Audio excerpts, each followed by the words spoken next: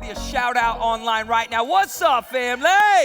Man, I hope you are being blessed today. All right, I got one announcement, and then I'm going to dive right into the message, and that is, Amanda just hit on it. We are in the middle of 21 days of prayer and fasting, and it has been awesome.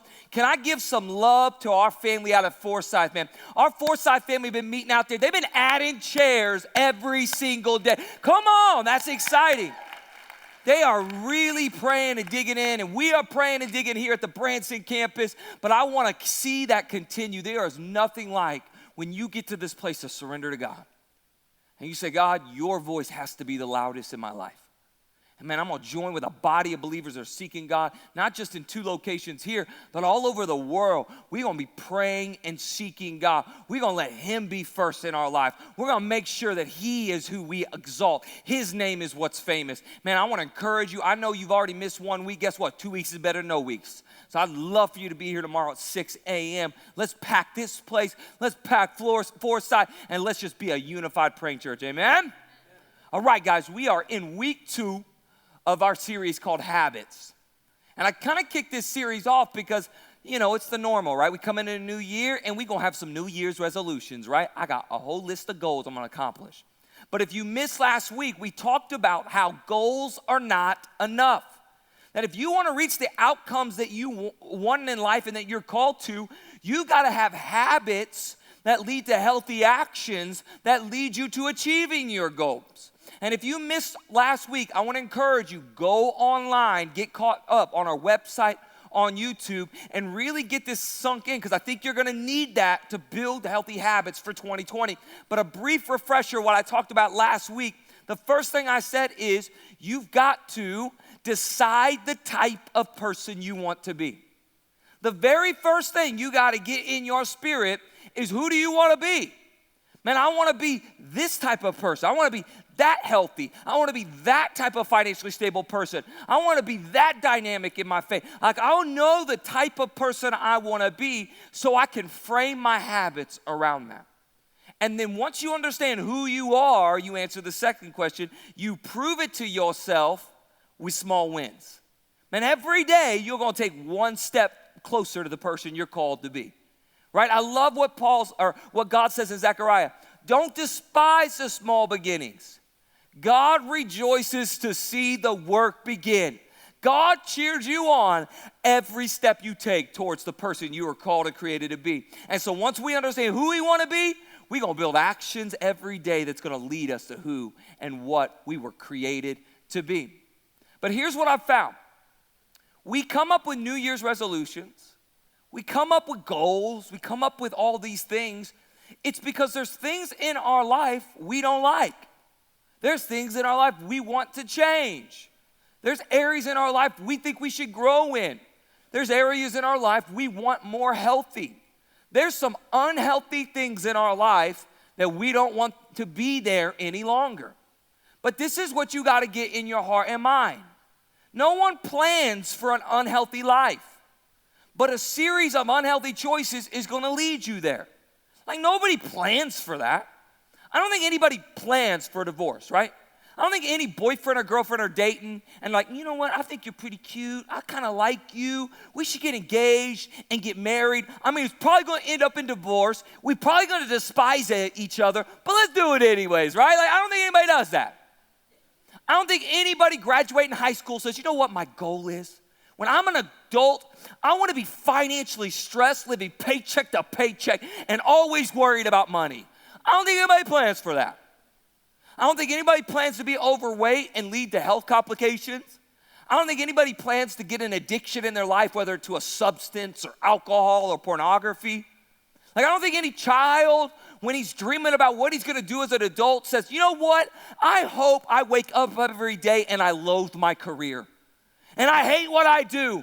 And I despise just getting up. Like, I don't think we plan for those things. But here's the reality. They don't just magically happen. They don't just instantly just pop up in your life. You don't just go to bed one night with a perfectly healthy life and then wake up the next day and it's all a mess, right? It doesn't happen that way. Yet that's the way a lot of us look at that. So when I was thinking about this idea and I was thinking about these negatives, it brought me to a story that I think really is relevant to it. It's a story about the dude named Samson. And if you grew up in church, if you was a boy, Samson was your favorite Bible character. Because Samson had muscles, super strength, and he beat down whole armies with the jawbone of a donkey. Come on, somebody. And if you were like me, I was a WWF fanatic. So he was like the Bible version of Hulk Hogan. And I was a Hulkamaniac, man. 24-inch pythons. Come on. What you gonna do, brother? When the Hulk runs wild on you. And Hulk even had the Samson hair, just not on top, but in the back. So, man, I loved Samson. But all I got from Samson was he was strong. I didn't think it had anything to do with me, right? Like, I didn't look in the mirror and go, yeah, you Samson, right? That just wasn't going to ever correlate.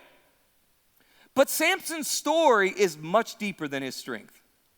Samson's story is actually the story of wasted potential. It's the story of so much potential that was literally lost due to character and choices.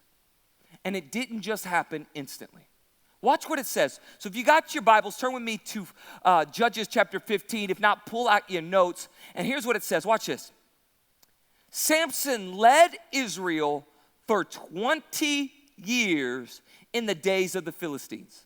I want you to get this. For 20 years, Samson was number one. For 20 years, he led the people of Israel.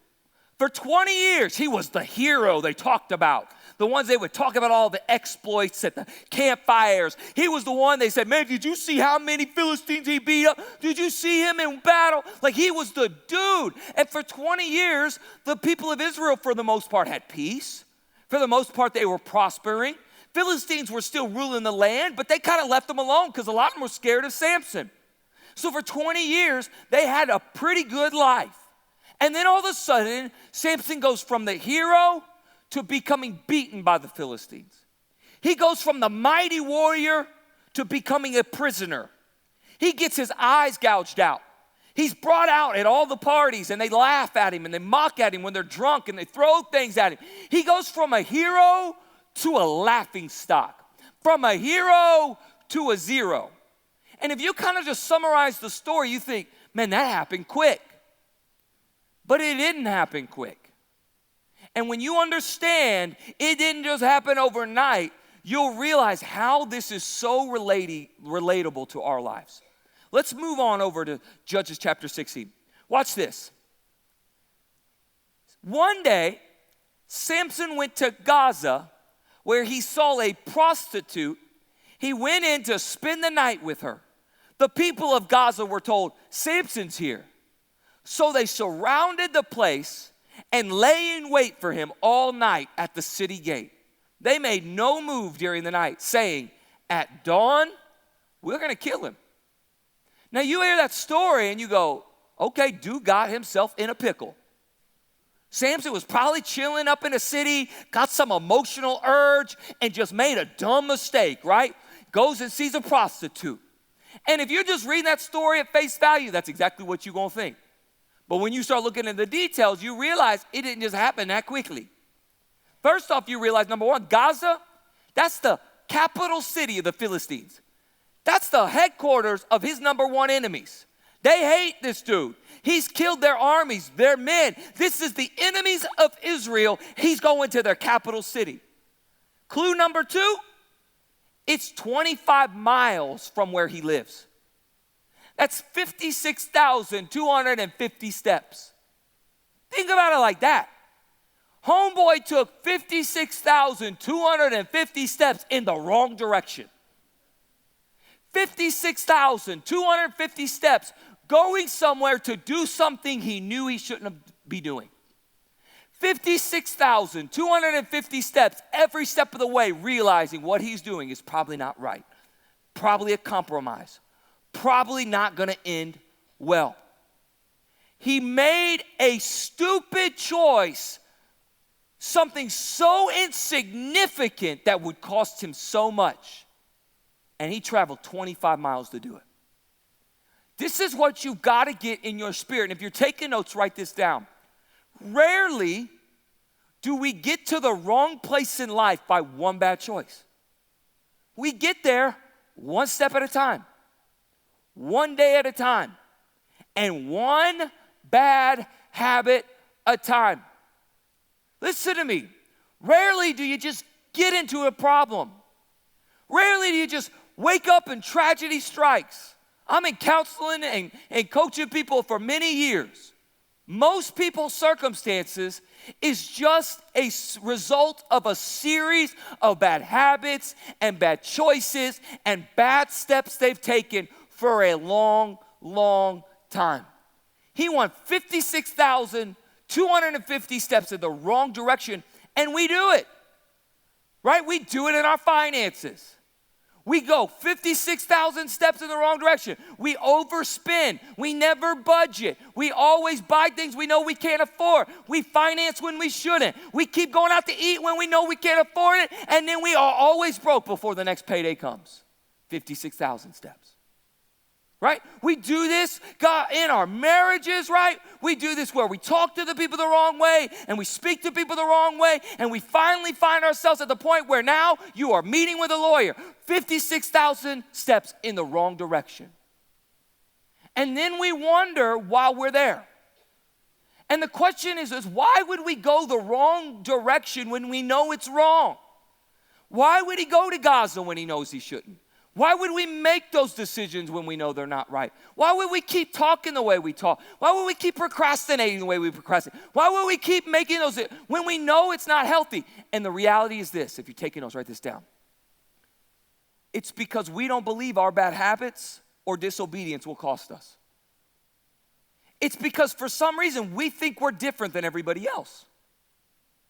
We think the rules don't apply to us. We can look at other people making financial issues and go, man, they are so dumb. But for some reason, when we do it, there's always an excuse we can attach to it. There's always a justification because we don't think it's going to cost us. And Samson didn't think his choices would ever cost him. He thought he was above it. He thought the rules didn't apply to him. And because of that, he found himself making choices that always led to disaster. So I want you to get this in your spirit. So he goes and sees a prostitute. Men are waiting to kill him. And you want to see how he responds, right? You think Samson responds with repentance. You think he would respond with, God, get me out of this. I shouldn't have made this choice. You think he would say, oh, God, I need some help. You think he'd call his dad on the phone and say, Dad, I messed up, dude. Can you come help me out? Call his buddies. Can I get some support? You think any of that happens? No, watch what happens. Samson laid there only until the middle of the night. Then he got up, took hold of the doors of the city gate. This is where the dudes were hiding, right outside the city gate. Together with 2 posts, he tore them loose, bar and all, flexed his muscles. And then it says, he lifted them on his shoulders, carried them to the top of a hill that faces Hebron. Why did he do that? Why did he make that decision? Because he's taunting them. He's looking at them and telling them, I can do whatever I want and you will never harm me. I can make whatever choice I want to make. I don't have to reap the consequences that you reap. I can live with all my bad habits and all my procrastination and all my lack of discipline. It don't affect me like it affects you. I'm bigger and better and badder than you are. And he taunted them. And how many times do we taunt our life? How many times do we taunt our life? I don't got to change.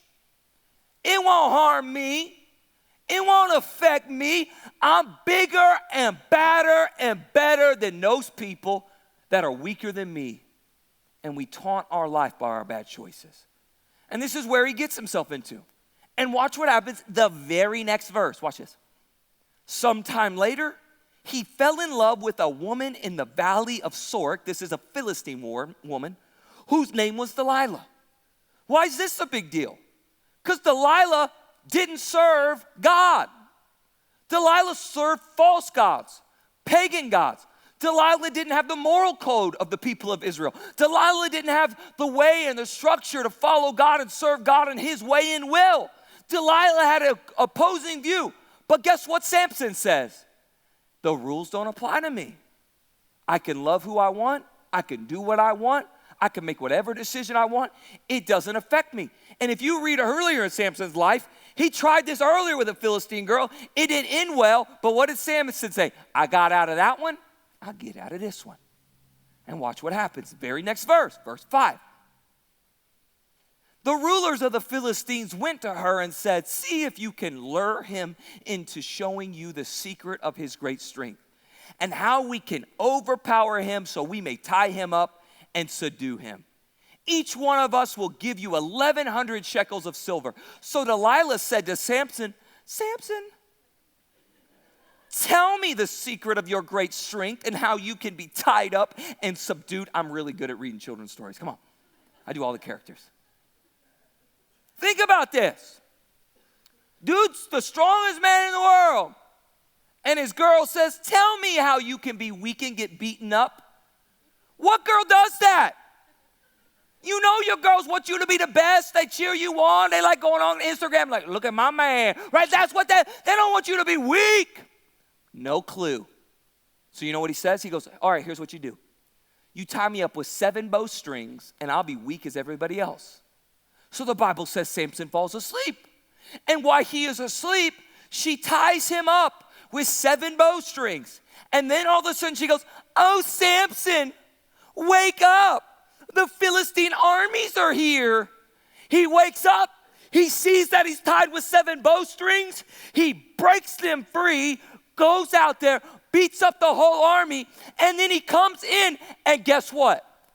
Homegirl flips the script on him. Like you would think he would get mad, right? I told you what would make me weak. You do the very thing that's going to make me weak. You bring in my enemies, and you know he's coming in fuming, and then she goes, oh, I am so embarrassed. You made me look like a fool. You embarrassed me by lying to me. You're a liar. And what's his response? I know. Yeah. Okay, let me tell you the truth. You got to tie me up with ropes. Tie me up with ropes, I'll be weak. Again, dude falls asleep. Again, when he's asleep, she ties him with brand new ropes. Again, coincidence. Oh, Samson, the Philistine army is here. Again, he wakes up. I'm tied with the very thing I told her not to tie me with. The army's here. Breaks through, goes out, beats them up, comes back in a little fuming. Oh my God, do you know what they're saying about me? They're saying, you're no good because you're a liar. I'm ad-libbing a little bit, okay?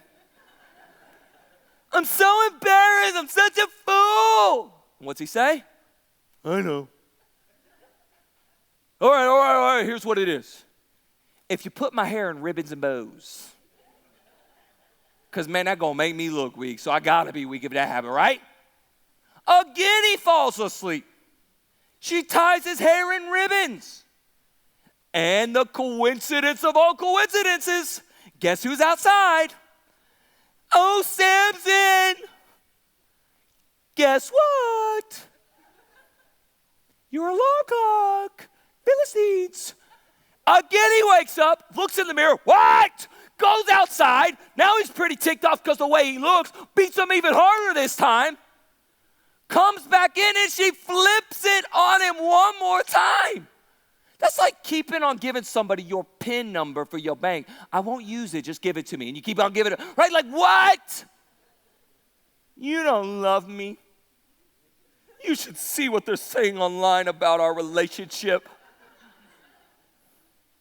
I'm going to put in there that this relationship status is difficult. It's confusing. And he finds, fine, I'll tell you. If you shave my head. If you shave my head, I'll be weak like everybody else. I made a vow I would never do this. And watch what happens. Verse 19, watch this. After putting him to sleep on her lap, she called for someone to shave off the 7 braids of his hair, and so began to subdue him, and his strength left him. Then she called, Samson, the Philistines are upon you. He awoke from his sleep and thought, I'll just go out there, as before, shake myself free. But he did not know that the Lord had left him. Then the Philistines seized him, gouged out his eyes, took him down to Gaza, binding him with bronze shackles. They set him to grinding grain in the prison. Like, you hear that story and you got to be like, Samson is stupid.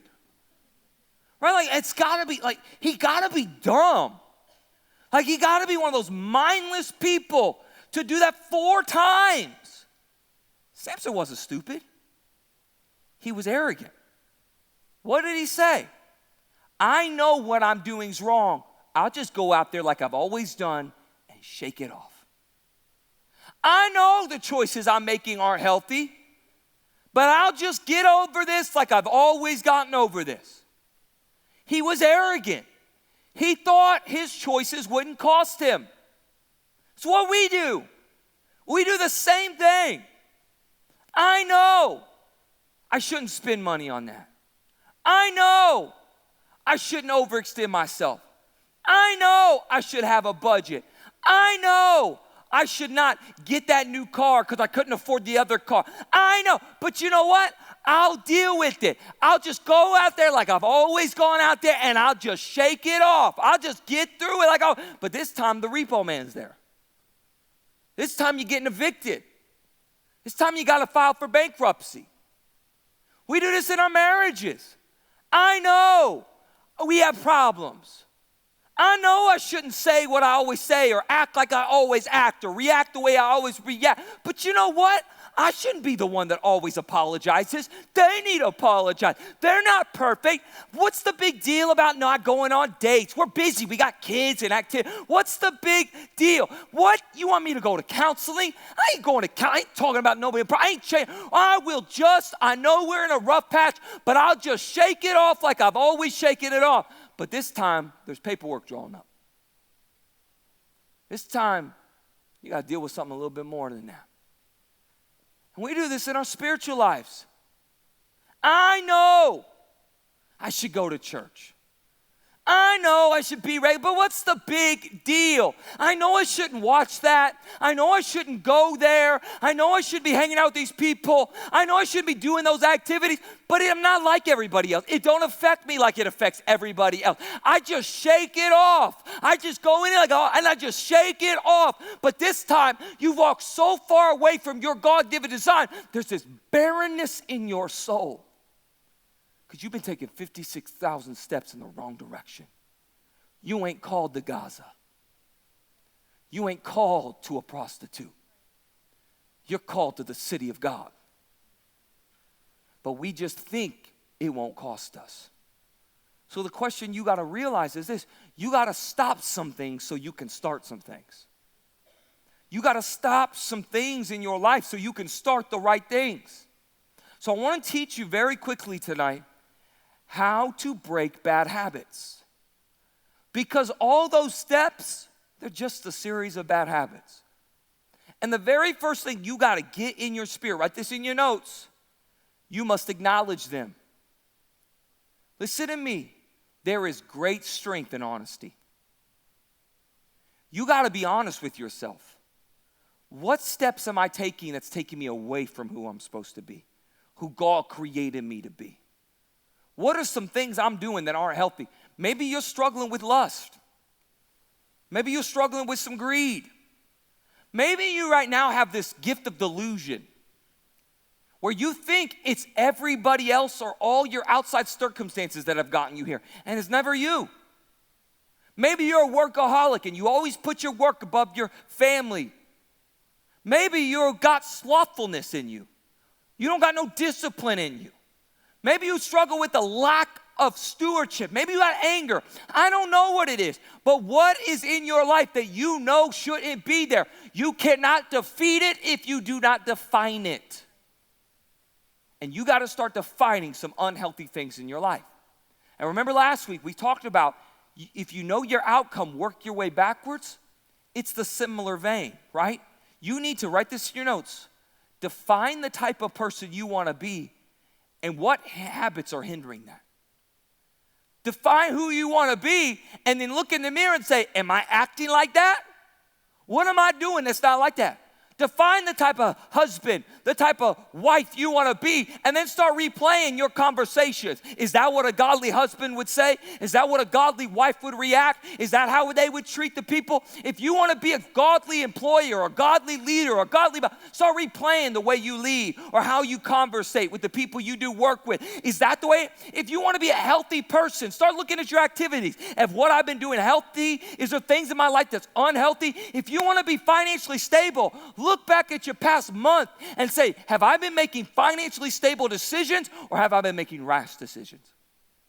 You got to look at what you want to be and get rid of the negative. What did we say last week? Paul told Timothy, Timothy, you a man of God. Run from these evil things.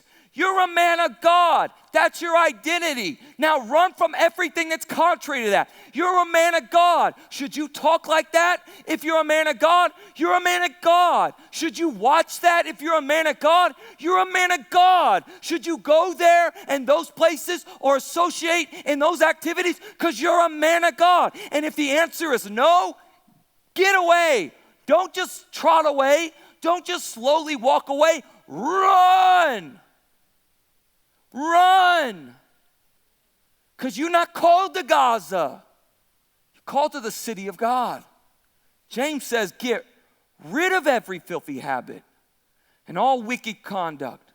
Submit to God and accept the word that he plants in your hearts, which is able to save you. Get rid of those filthy habits. Listen to me. It's hard up front to have good habits.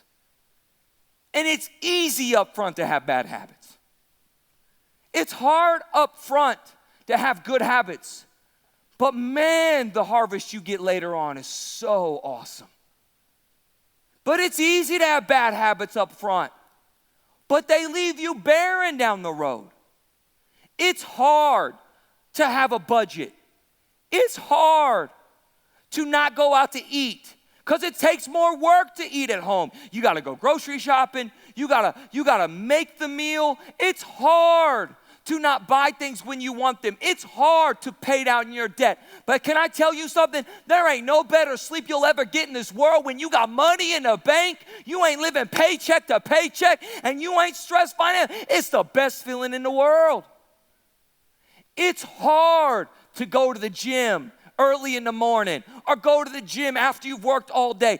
It's hard watching what you eat and counting your calories up front. It's hard in the beginning, but months down the road when you feel like you have more energy and you feel better in your skin and you like the way you look and you're healthy, it pays off.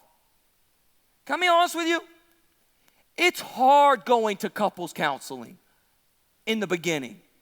It's hard having to drug up things that you've been sweeping under the rug for years and talk about them and deal with it. It stinks. When me and my wife went to therapy for the first time, she walked out and she goes, I hate it. This is the worst. What do you mean I got to change things? I ain't changing nothing. She didn't say that, but that's the way she felt. She goes, man, I want to talk about all the things I need to change. I don't want to go back. Why should I be feeling bad? It's hard at the beginning. But you know what? We realized we didn't want a marriage hanging on by a thread. We wanted a marriage that was a tight, triple braided cord. So we were going to go to prevent anything from catching up with us. We were going to be growing together. And months down the road, you know what happened? We have this confidence. We don't got secrets anymore. We were able to talk about things. My wife's like, man, we need to get some more counseling scheduled. Come on. We need to keep this healthy train going. It's hard up front. It pays for itself in the end. It pays for itself in the end. And it's hard in 2020 to go to church regularly and to serve and to be faithful in a life group. Listen to me, I get it. You got all these activities and all these events and kids got all these games and all these things going on.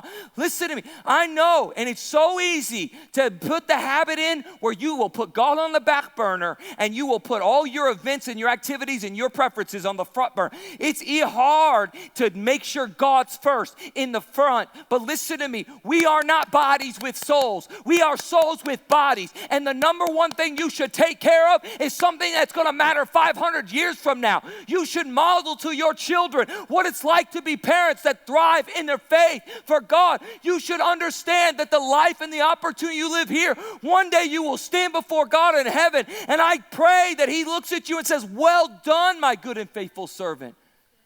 It's hard putting God first in the up front, but man, when your soul's thriving, it's worth it. When you've died to your flesh so he could live.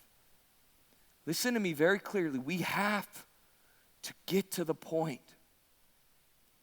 where we love freedom over the convenience of our temptation. You have to get to the point where you want freedom over convenience. You want health over what's easy. You don't want to survive anymore. You want to thrive. And this is what you've got to understand. The disciplines we hold in our present lead to a harvest in our future. These disciplines you set down right now, they're going to harvest something in the future if you don't give up. I look at it kind of like a farmer. It's like a farmer goes out to plant seeds. And when the farmer puts the seeds in the ground, that's a good habit, right? Because sooner or later, they're going to be reaping 30, 60, 100 times what they planted. But you know what a farmer with bad habits does? They go out to plant some seeds, but all of a sudden they feel the grumble in their stomach. I'm hungry. And what do? They don't plant that seed, they eat it. I'm going to eat it. I'm going to satisfy my flesh now, even though I'm not going to harvest anything in the future.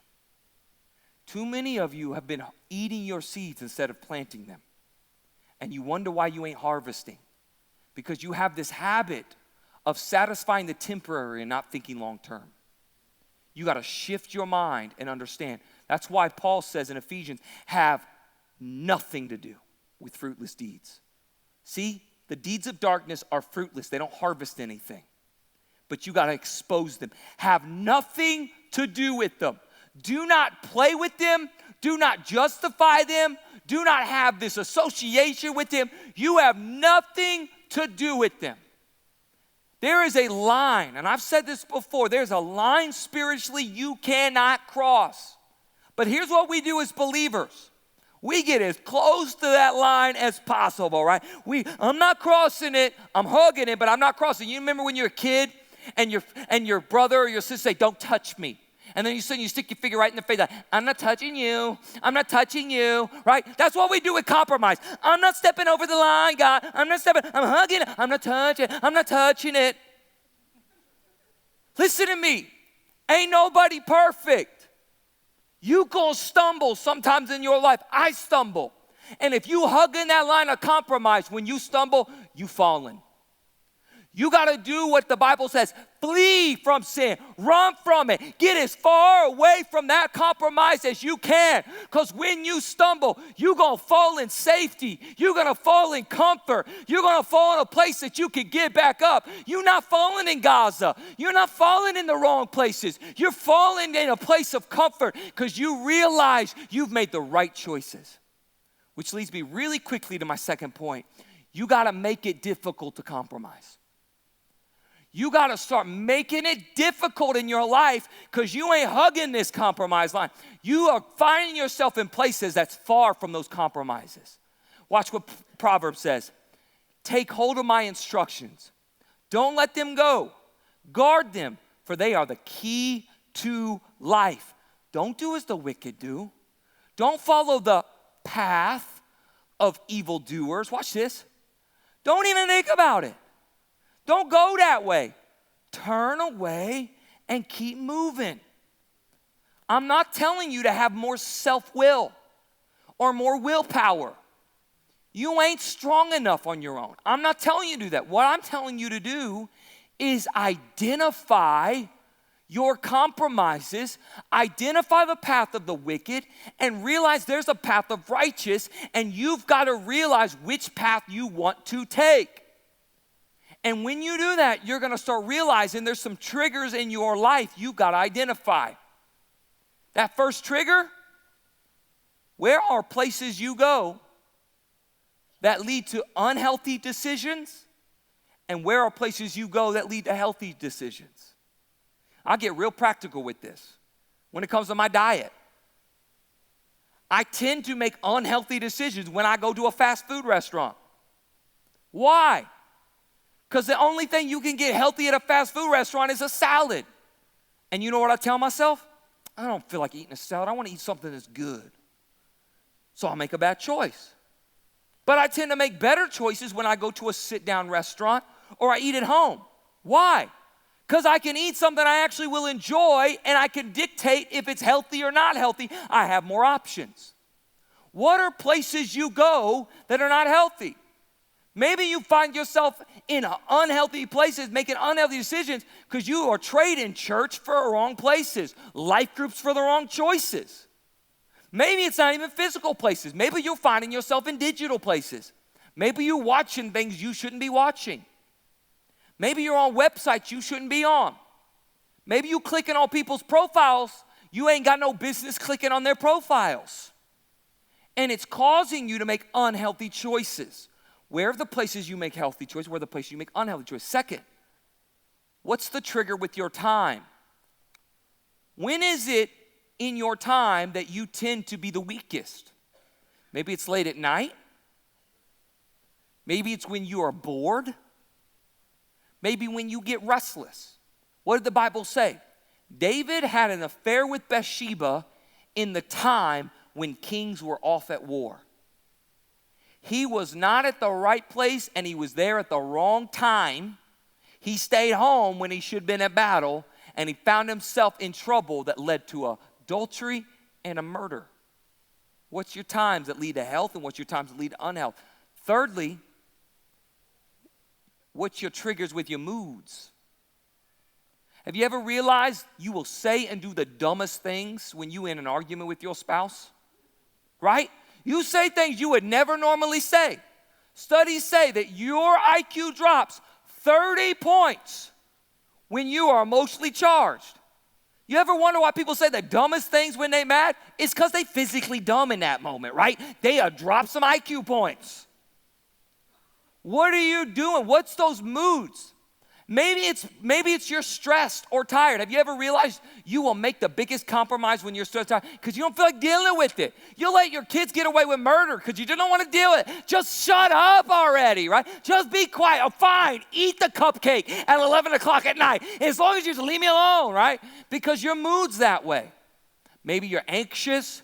Maybe your mood is that you're stressed. Maybe you are lonely.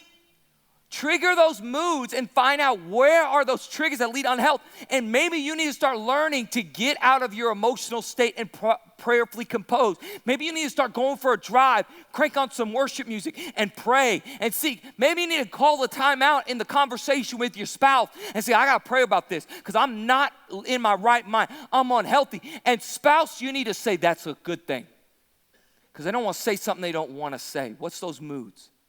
Watch what the Bible says. It says, tremble, and in your anger do not sin, right? In your emotions don't sin.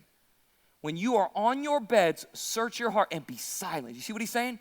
You're collecting your heart. Go for that drive. Go for that walk. Be silent. Don't react, but see what you should because you're going to offer the sacrifice of the righteous and trust the Lord. Because when you compose yourself and figure out, is this healthy or unhealthy, you're going to start reacting with health. And the fourth trigger you need to look at is, people. Who are the people you hanging out with? I know right now every high school kid in the world is rolling their eyes at me right now. What is this, a school assembly?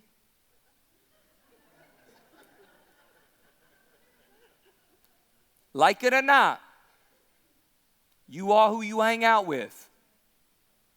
And some of you ain't studied who you hanging out with enough. There was a study for 32 years, 12,000 people in this study. You know what they found? The closer you are to someone, the more you imitate their habits. Your friends tend to like and do the same things because you always hanging out with, but sometimes you liking and doing the wrong things. They even showed in another study the chances of becoming obese increased by 57% if one of your closest friends is obese.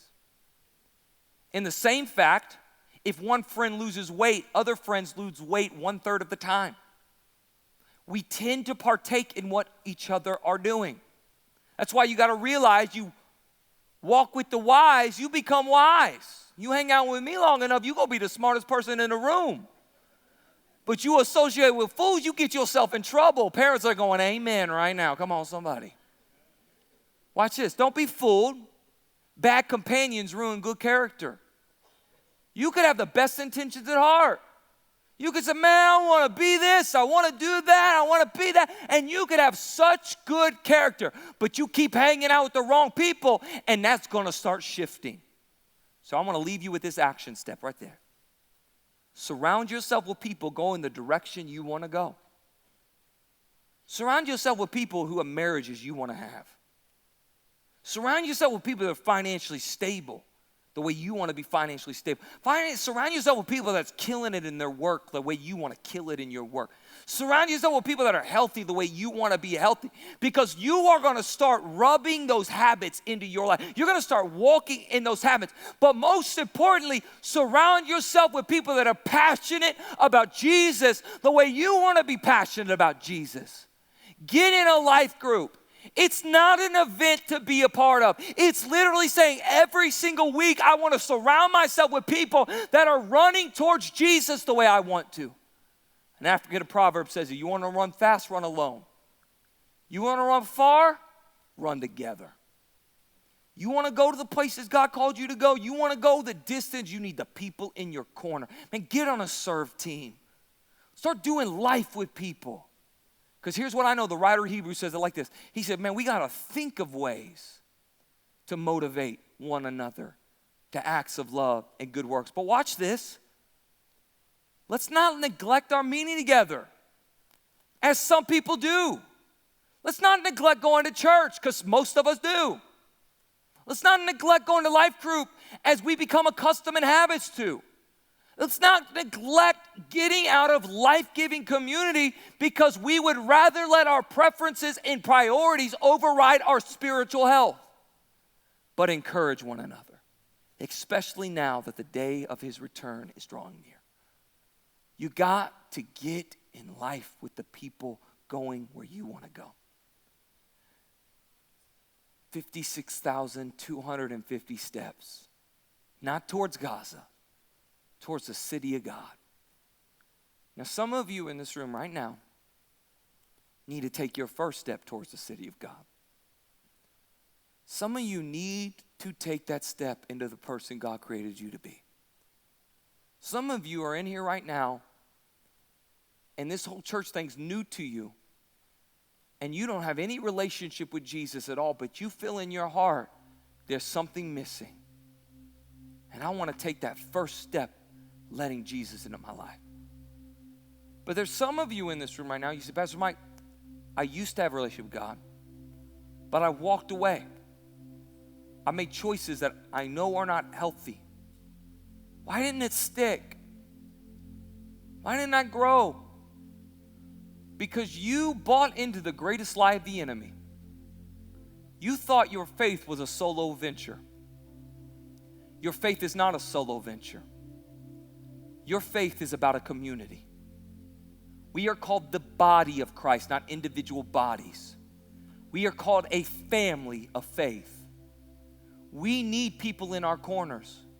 We need to do life with people. You need people to encourage you, to champion you, to pray with you, and to be in your corner. And you need to make that a priority.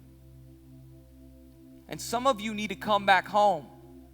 But you need to come back home and you need to be a part of the family to grow in. Because I don't want to see you going through life alone. I want to see you bloom into everything you were created to be. But that first step is accepting Jesus' forgiveness in your life. And you may say, how do you accept that, Pastor Mike? Very simple. You just got to say with your heart, say with your mouth, Jesus, forgive me. Come be a part of my life. I give you my life. You just say it. And then you got to believe in your heart that he hears your prayers. Why? Because he's not rotting in a grave somewhere. He's the resurrected king, sitting at the right hand of God. And when you pray, he responds. So we're going to pray this prayer together as a family. So I want everybody to bow your heads, nobody looking around, and take your hand and place it over your heart. It's a symbol of your soul. And repeat after me. Dear Jesus, I believe you died on the cross. I believe you rose from the grave. And I believe your blood washes away all sins. Come be a part of my life. I am forgiven. I am chosen. I do matter. And today I give you my life. Holy Spirit, right now, we place our hearts and our minds in a posture of surrender. We are giving you every ounce of who we are. We don't want our preferences. We don't want our priorities. We don't want selfishness in our hearts and minds. We want to surrender. We want you first. We give you our lives. You speak and we will follow.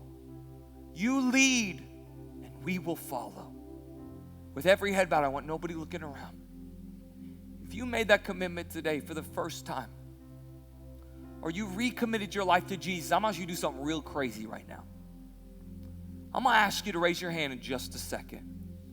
You may say, Brother Mike, why would you tell me to raise my hand right now? Because remember what I said. This ain't a solo venture. This is about a community. And right now, heaven is rejoicing you came home. And I'm ready to celebrate you. I'm ready to welcome you. I'm ready to cheer you on. And I want this to be such a burning moment in your heart and mind that you are taking steps towards the city of God, not Gaza any longer. You walking away from your past and walking towards your future, that all that God has for you. So on the count of 3, I want to see hands raised all over this place if you prayed that prayer.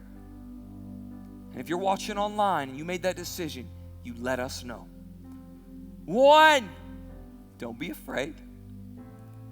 2, we gonna celebrate. 3. What's up, family? Man, I'm so excited that you just tuned in to one of the messages here at Bloom, and I hope it really blessed you. If you'd like to stay up with Bloom, you can follow us on all social media sites at Church Bloom. And if this was really a blessing to you and you want to continue to support our ministry and love to donate, you can go to bloomhere.org/give or text the 5-digit number listed right here below. Guys, we are blessed. Hope you tune in next time. I pray God's peace.